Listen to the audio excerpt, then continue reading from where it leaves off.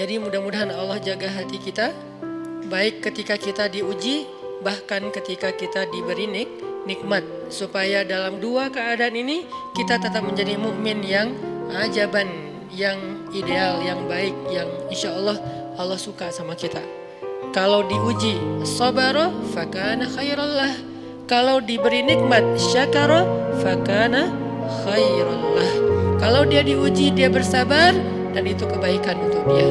Ternyata diuji ujung-ujungnya baik. Lewat apa ujian menjadi kebaikan? Lewat sabar. Bukankah Allah bilang wabasyiris sabirin, sampaikan berita gembira kepada orang yang sabar. Ada banyak kebaikan yang Allah sediakan untuk orang yang sabar kalau dia sabar. Dan kalau diberi nikmat syakara, kalau diberi nikmat dia bersyukur, fakana khairallah. Kenapa nikmat kok menjadi kebaikan? Maksudnya dengan dia bersyukur Allah tambahkan kebaikan itu. La in syakartum la azidannakum. Jadi orang beriman itu kayaknya hidupnya tuh harusnya sih nggak ada bete-nya. Hidupnya tuh nggak ada istilah, aduh hari ini gue kayak rugi banget nih. Nggak ada orang yang beriman rugi. Kan hidup kita tuh di antara dua itu kan. Cuman varian ujian itu aja macam-macam. Varian ujian itu misalnya kalau di surat Al-Baqarah Allah menyebutkan 3 varian ujian kan. Ba'sa, dharra, zulzilu. Ujian fisik, ujian harta. Harta ini termasuk karir, kerjaan, usaha, bisnis.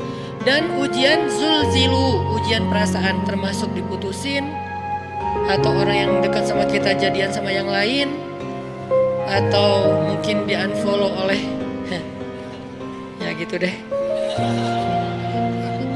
Saya kalau udah ngebahas bab ini agak gimana gitu.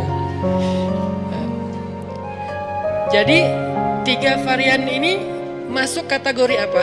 Masuk kategori ujian. Tetap aja 2. Kalau nggak ujian nikmat, antara 2 itu nih. In asabathu sarra syakara wa in asabathu dharra sabara. Udah gitu aja. Dan nanti bahkan sampai ayatnya gini. Alladzina yunfiquna fis sarra'i wad dharra. Orang yang tetap beramal soleh lewat hartanya dalam keadaan dia berkelebihan atau dalam keadaan dia kekurangan, itu mukmin, keren banget gitu. Dia tuh nggak pernah kehilangan kesempatan berbuat baik, baik beramal soleh ketika dia dalam keadaan dikasih nikmat, maupun beramal soleh ketika dia dikasih ujian, tetap aja beramal soleh. Contoh yang ayat tadi, yunfikuna fis sarra, berinfak dalam keadaan sarra, dalam keadaan bahagia, senang, lagi dapat untung gitu kan. Ataupun yunfikuna fit dharra, tetap berinfak walaupun dia dalam keadaan dharra, dalam keadaan susah, dalam keadaan dor itu kan bahaya. Ini kalau saya infak nih bahaya nih buat saya nih. Kalau saya kasih nih saya kayak nggak ada tabungan buat mahar nih. Kalau saya kasih ke dia, terus saya gimana? Gitu kan? Ini dor banget nih, bahaya banget nih. Tapi dia tetap berinfak. Siapa yang mencontohkan hal seperti itu? Selain pastinya Rasulullah, udah gak diragukan lagi.